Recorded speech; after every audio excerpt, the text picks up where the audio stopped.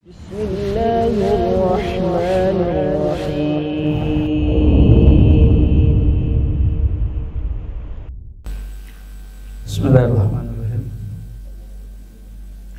Assalamualaikum warahmatullahi wabarakatuh. Innal hamdalillah nahmaduhu wa nasta'inuhu wa nastaghfiruhu wa nastahdihi wa natubu ilaihi wa na'udzu billahi min shururi anfusina wa sayyiati a'malina. May yahdihillahu fala mudilla lahu wa may yudlil fala hadiya lahu. Asyhadu an la ilaha illallah wahdahu la syarika lah wa asyhadu anna Muhammadan abdullahi wa rasuluh. Allahumma salli wa sallim wa barik ala nabiyyina Muhammadin wa ala alihi wa ashabihi ajma'in wa man tabi'ahum bi ihsanin ila yaumiddin. Ya ayyuhalladzina amanu taqullaha haqqa tuqatih wa la tamutunna illa wa antum muslimun. Summa amma ba'du fa in ahsanal haditsi kitabullah wa khairal hadi hadi nabiyina Muhammadin sallallahu alaihi wa alihi wasallam. Ikhwani wa akhwati al-aizza rahimani wa rahimakumullah. Jamaah salat zuhur Masjid Babu Salam yang dimuliakan Allah Subhanahu wa taala. Sejenak kita duduk di majelis ta'lim untuk mendengarkan ayat-ayat Allah dibacakan, hadis-hadis Nabi sallallahu alaihi wasallam disampaikan. Semoga kita mendapatkan ilmu yang bermanfaat yang dapat mengantarkan kita untuk beramal saleh pada Allah Subhanahu wa taala. Maka kita mulai kesempatan majlis kita kali ini dengan memuja dan memuji Allah Subhanahu wa taala. Alhamdulillah atas berbagai limpahan nikmatnya, rahmat dan karunia-Nya, keberkahan, keutamaan, kebaikannya yang sangat banyak, tidak terhingga, tidak terbilang. Tidak lupa selawat dan salam kita aturkan kehadiran baginda Nabi Muhammad sallallahu alaihi wasallam beserta keluarga beliau, sahabat beliau dan umat beliau hingga akhir zaman. Para jemaah sekalian yang dimuliakan Allah Subhanahu wa taala, salah satu kewajiban yang paling utama, bahkan sebelum kita melaksanakan atau mendirikan salat, adalah bertauhid pada Allah Subhanahu wa taala.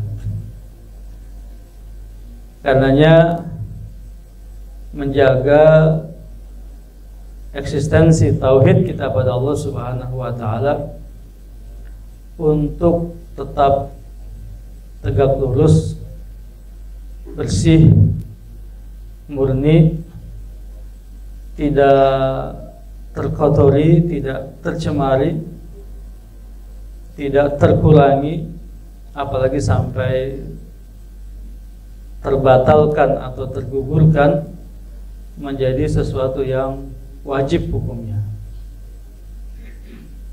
Karena paling tidak para ulama kita mengatakan ada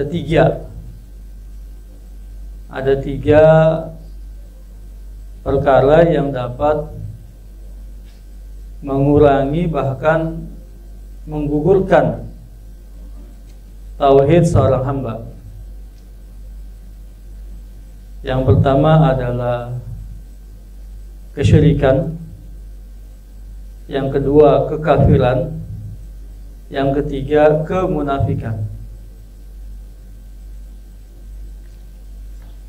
Kesyirikan, kekafiran dan kemunafikan. Tiga amalan itu, tiga perbuatan itu yang dapat menggugurkan atau mengurangi tauhid seorang hamba. Dia bisa menggugurkan tauhid itu ketika ketiganya merupakan hal yang besar.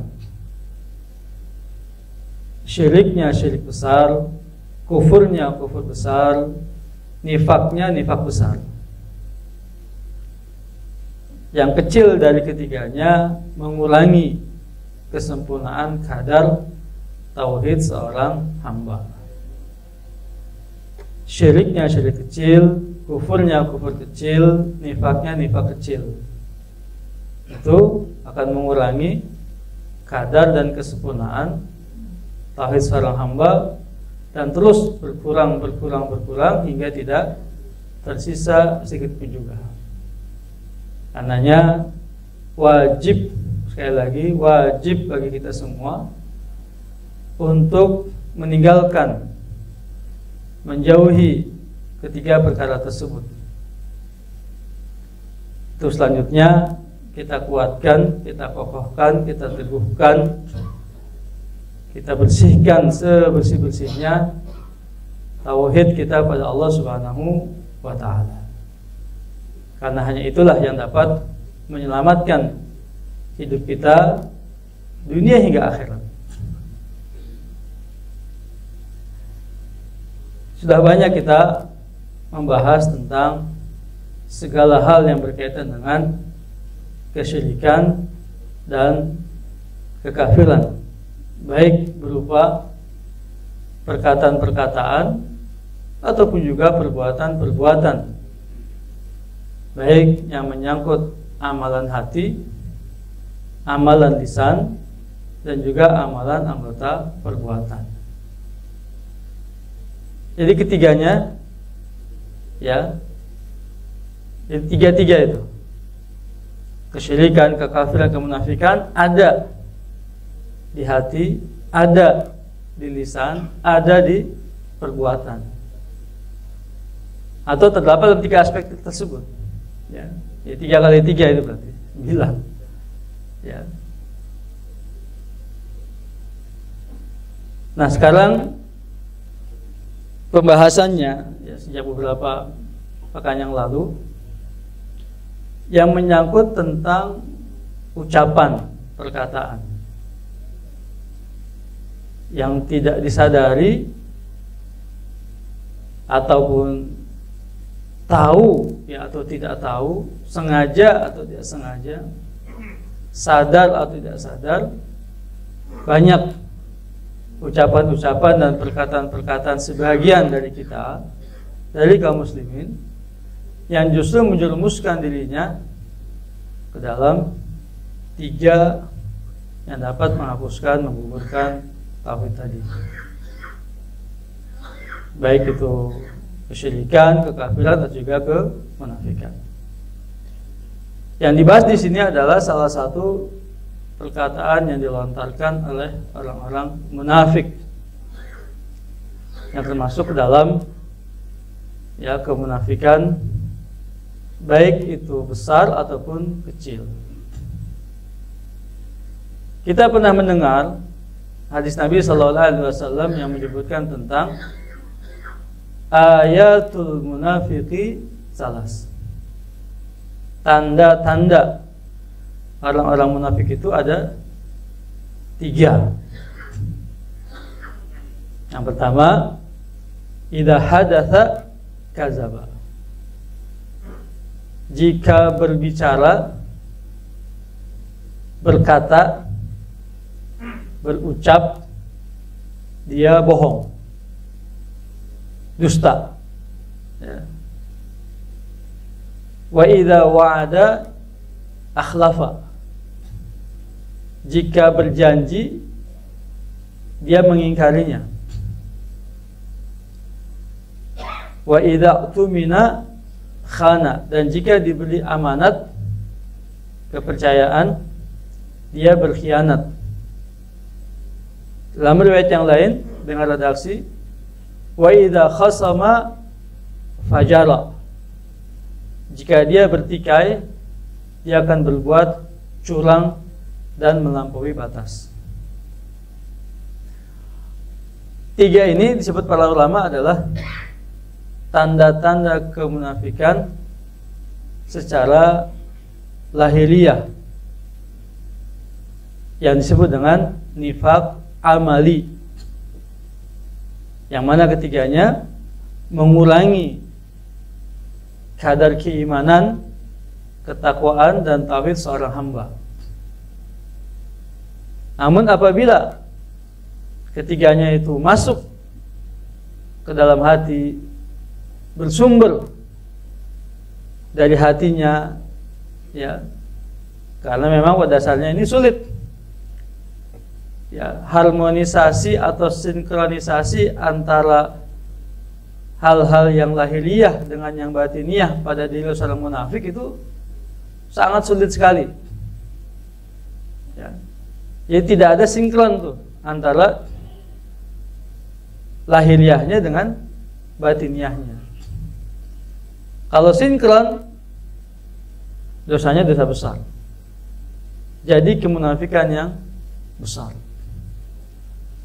Jika kebohongannya dihalalkan oleh hatinya, ya, jadi kebohongan yang sangat besar, kemunafikan yang sangat besar.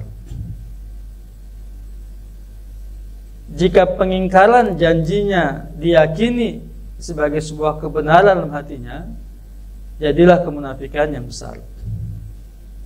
Dan jika khianatnya itu pun diyakini sebagai sebuah amalan yang utama, maka itu pun menjadi kemunafikan yang besar. Jadi bisa kita simpulkan, segala sesuatu yang berasal, yang bersumber dan menetap di dalam hati dari kesyirikan, kekafiran dan kemunafikan, derajatnya adalah besar. Kekafiran yang besar, kesyirikan yang besar, dan kemunafikan yang besar. Tapi jika tidak berasal dari hatinya, ya, tidak bersumber dari hatinya, hanya lahiriahnya saja, disebabkan karena faktor-faktor eksternal, hawa nafsu, tekanan, intimidasi, ya, dan lain sebagainya, maka itu masuk ke dalam dosa-dosa kecil, kekufuran yang kecil, kesyirikan yang kecil, dan kemunafikan yang kecil. Tapi sekecil-kecilnya semuanya itu jauh lebih besar dari dosa besar, ya. Ini yang patut untuk kita camkan. Bab di sini 56 dari kitab At-Tamhid di syarah kitab At-Tauhid alladhi huwa haqqullah 'alal 'abid karya Fadilat Syekh Al-Allamah Ustaz Dr. Shalih bin Abdul Aziz bin Muhammad Al-Syekh Habibullah Ta'ala berbicara tentang salah satu perkataan orang-orang munafik, seandainya. Dalam bahasa Arab itu kalimatnya adalah, atau huruf yang dipakai adalah lau, seandainya. Maja'a fi al-lau, perkataan, ucapan seandainya. Kalimat ini ditempatkan dalam dua kondisi zaman. Zaman yang lalu atau yang akan datang.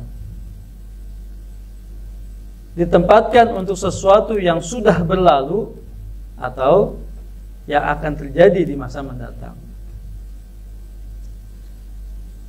Yang diperingati oleh para ulama adalah ketika perkataan ini ditempatkan untuk sesuatu yang sudah berlalu, sudah terjadi, menunjukkan adanya ketidakrelaan untuk menerima takdir dan ketetapan Allah Subhanahu wa Ta'ala, ya. Sekiranya, seandainya saya melakukan yang begini dan begitu, maka tidak akan terjadi ini dan itu. Dengan maksud apa? Tidak menerima, tidak rela atas sesuatu yang sudah terjadi, yang merupakan ketentuan dan takdir dari Allah Subhanahu wa Ta'ala. Ini yang dilarang oleh para ulama, dan itu diucapkan oleh orang munafik, menjadi karakter orang-orang munafik. Sebagaimana Allah sebutkan di surat Al-Imran ayat 154, ayat 168, orang-orang munafik mengungkapkan perkataan itu, ya, untuk tidak menerima kekalahan yang Allah takdirkan di perang Uhud. Allah ungkapkan perkataan mereka, yaquluna law kana lana minal amri syai'un ma qutilna hahuna. Mereka orang-orang munafik berkata, seandainya kita punya kuasa untuk menentukan jalannya peperangan itu, maka kita tidak akan terbunuh di sini. Alladzina qalu li ikhwanihim wa qa'adu law ata'una ma qutilu.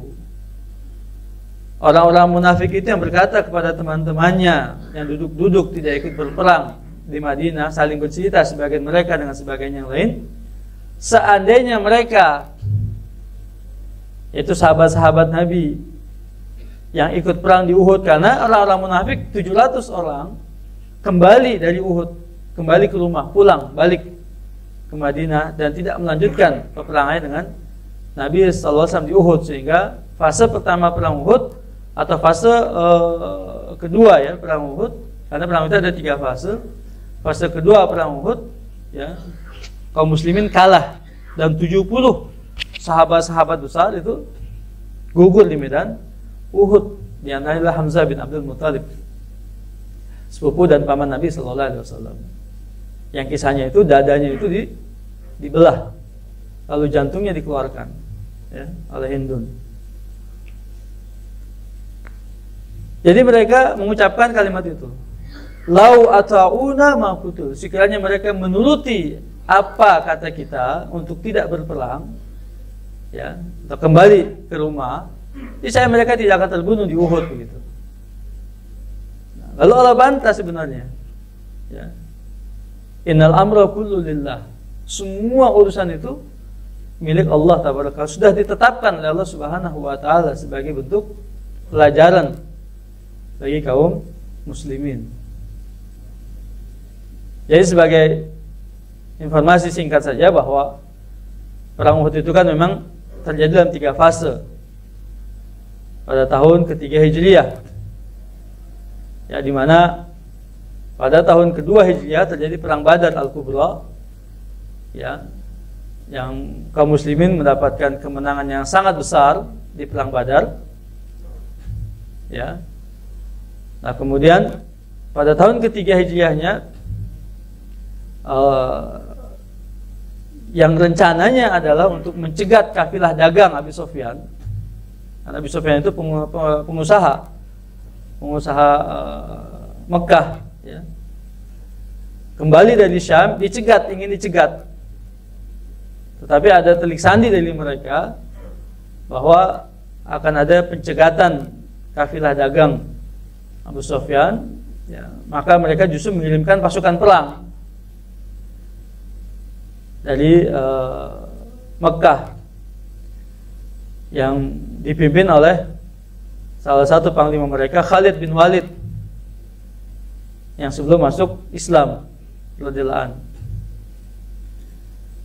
Dan Rasulullah akhirnya tahu informasi itu juga, bahwa kafilah dagang Abu Sufyan berbalik arah yang untuk kembali ke Mekah, sementara yang menghampiri mereka adalah pasukan perang. Maka mau tidak mau harus dihadapi pasukan perang ini gitu. Nah, disitulah terjadi diskusi yang sangat hebat di Madinah. Apakah kita tetap bertahan di Madinah atau kita menyambut mereka di satu tempat?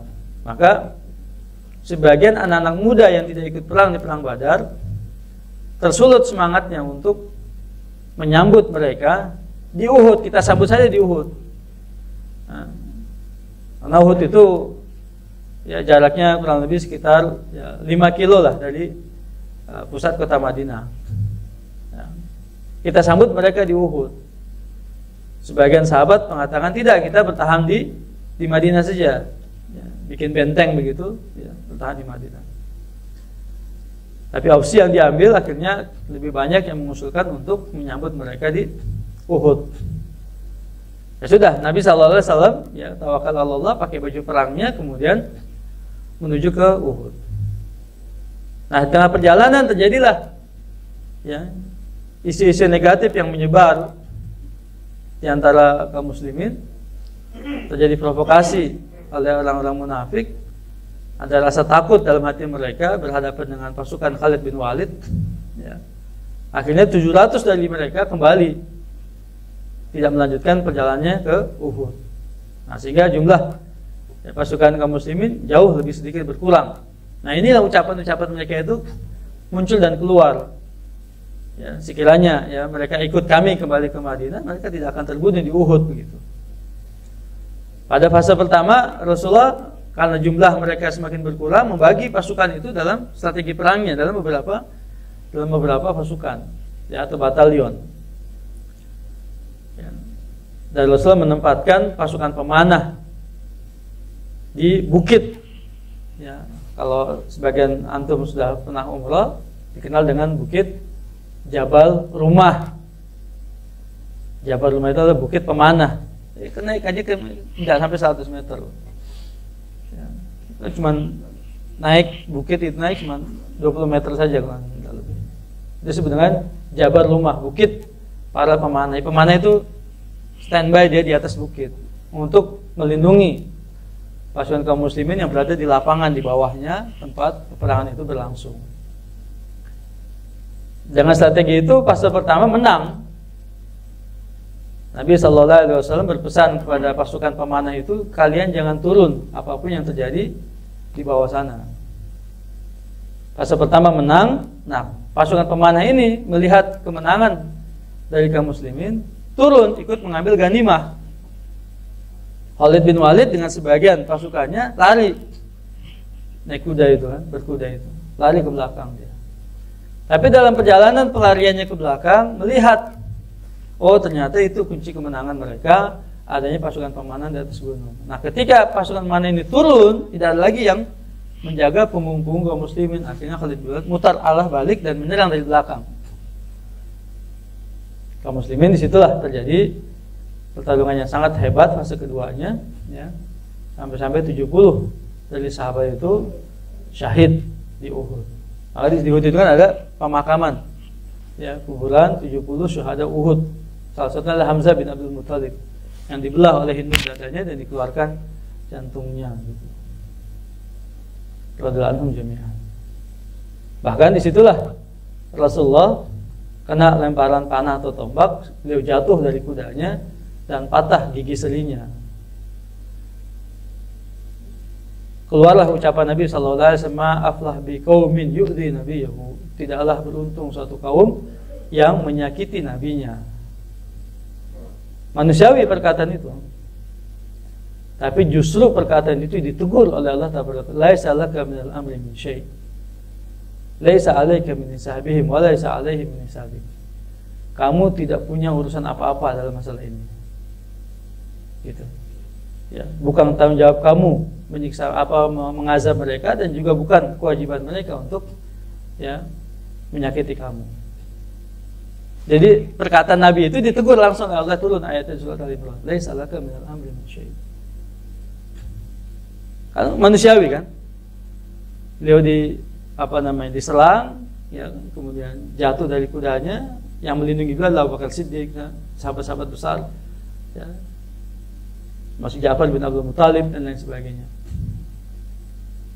Ini luar biasa kecamatan perang fase kedua di Uhud tadi. Lalu Allah Tabaraka turunkan 5.000 malaikatnya untuk membela, menolong kaum muslimin. Pada akhirnya Allah menangkan kaum muslimin. Karena sebelumnya itu tersiar kabar bahwa Rasulullah sudah terbunuh. Ya. Tapi tidak, Allah berikan kemenangan pada beliau sallallahu alaihi wasallam dan juga kaum muslimin. Fase ketiga. Nah, ini munculnya, keluarnya ucapan orang-orang munafik yang ada di Madinah. Dan Allah ungkap perkataan itu. Sekiranya mereka ikut kami, tidak ikut berperang, niscaya mereka tidak terbunuh. Untuk apa? Mengingkari takdir Allah Subhanahu wa ta'ala. Menunjukkan apa, Bapak? Kemenangan, kekalahan, kejayaan, kehinaan, segala sesuatu yang baik dan yang buruk, ya, lepas dari takdir dan ketentuan Allah Subhanahu wa ta'ala. Ketika menang dia jangan angkuh dan sombong. Ketika kalah juga jangan berputus asa, lemah, ya. Semua Allah pergilirkan takdir itu. Nah, ucapan-ucapan ini, perkataan ini mengingkari takdir, itu yang jadi persoalan. Gitu. Ya. Itu yang jadi persoalan. Dalam hadis sahih riwayat Imam Muslim dari Abu Hurairah radhiyallahu anhu, Nabi sallallahu alaihi wasallam bersabda, "Ihris ala ma yanfa'u.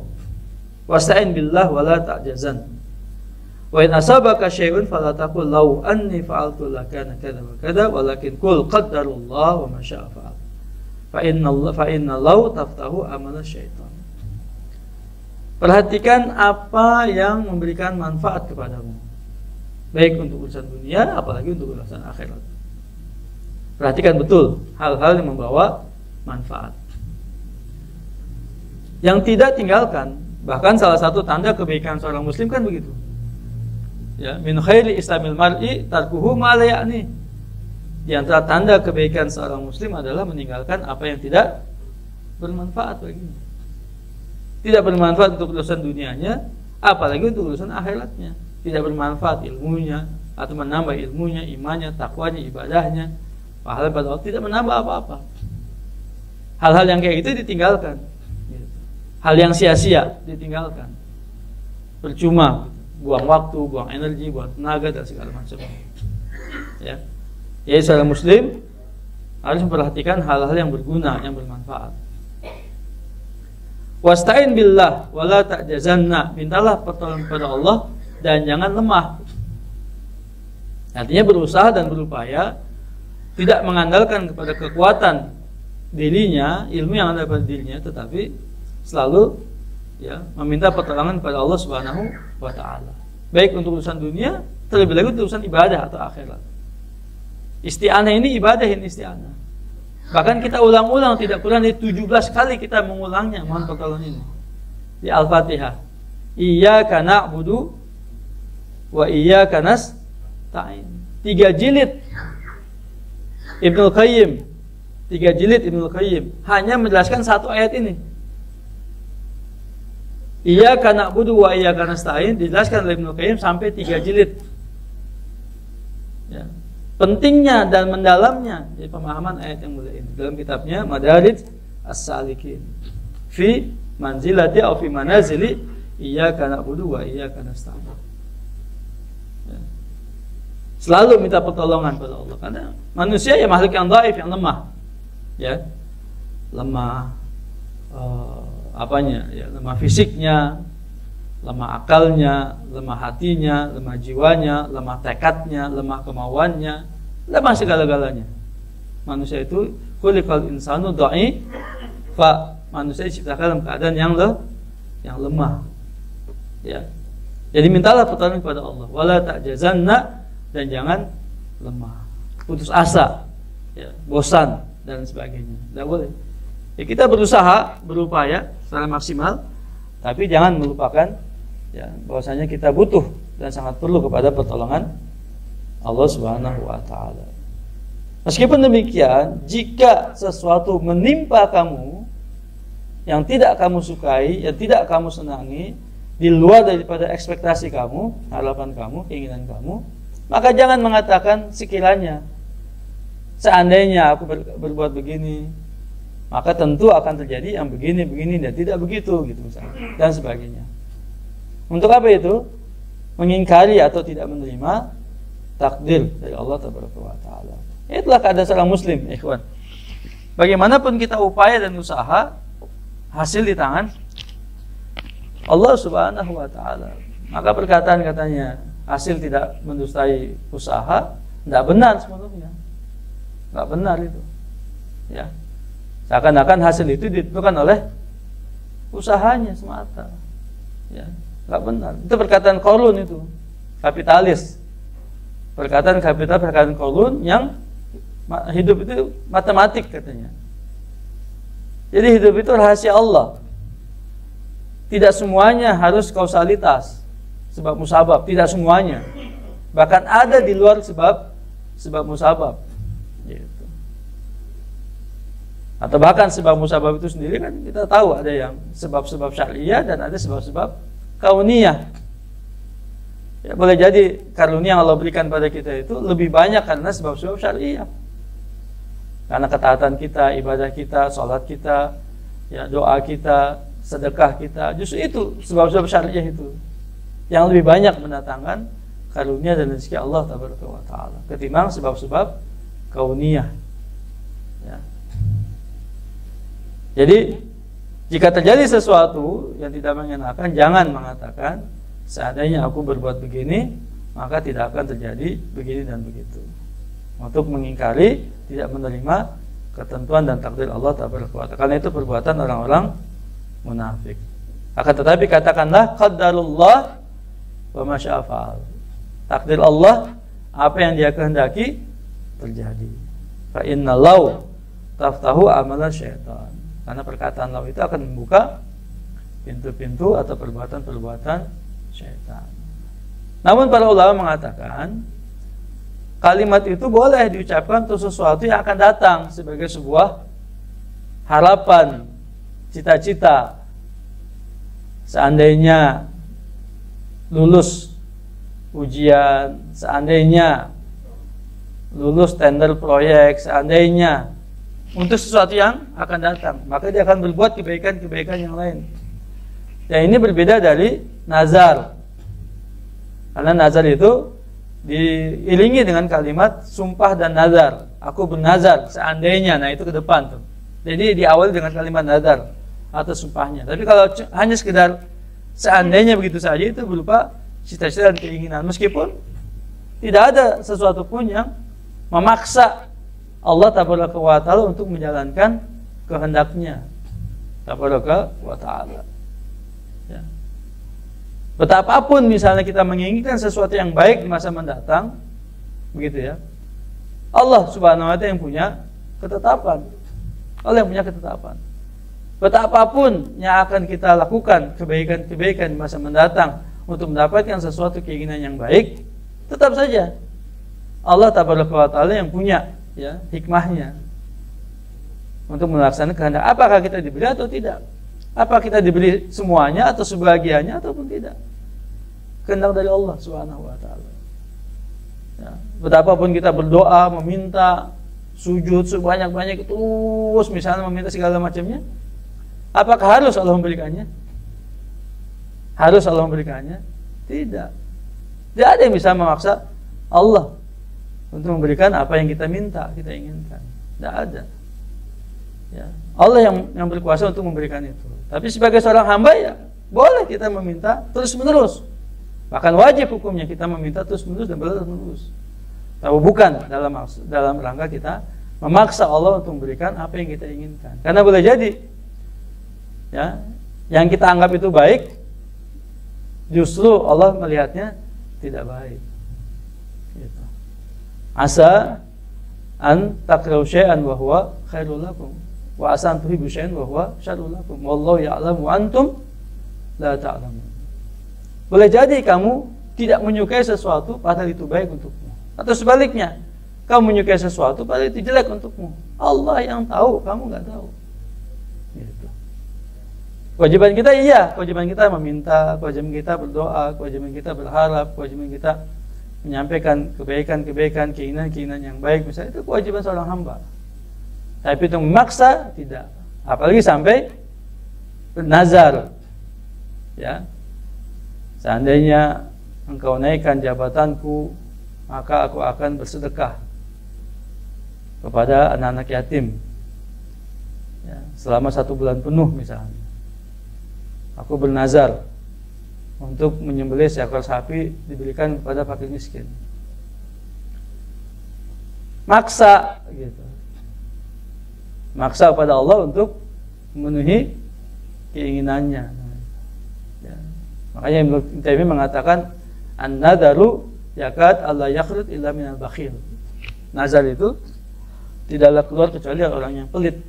Seakan-akan dia nggak mau menyembelih sapi tadi kecuali keinginannya terpenuhi. Ya. Nah ini ikhwan sekalian yang dimuliakan Allah Tabaraka wa Ta'ala, hal-hal seperti ini yang juga perlu kita perhatikan dalam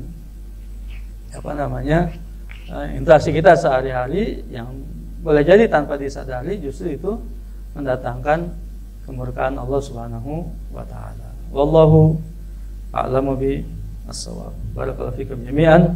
Jazakumullahu khairan ala husni al-insat wal ihtimam wal istima'. Nasallahu tabaraka wa ta'ala an yaj'alana mimman yastami'ul qawla wa yattabi' ahsana. Tapi di sini mudah-mudahan bermanfaat buat saya dan bagi kita semua. Semoga menjadi pencerahan bagi saya dan bagi kita dalam kita menjaga ucapan-ucapan kita, dalam kita menjaga kebersihan, kelurusan, ya, kemurnian daripada tauhid kita pada Allah Taala, dan untuk menjauhkan diri dari sifat-sifat kemunafikan, baik yang lahiriah atau apalagi yang batiniah. Semoga Allah lindungi kita semua dari ketergelinciran yang menyebabkan kita celaka dan sengsara dunia hingga akhirat. Allahumma amin ya rabbal alamin. Subhanaka Allahumma bihamdik asyhadu an la ilaha illa anta astaghfiruka wa atubu ilaik. Wassallallahu Muhammad wa ala alihi wa sahbihi wasallam. Assalamualaikum warahmatullahi wabarakatuh.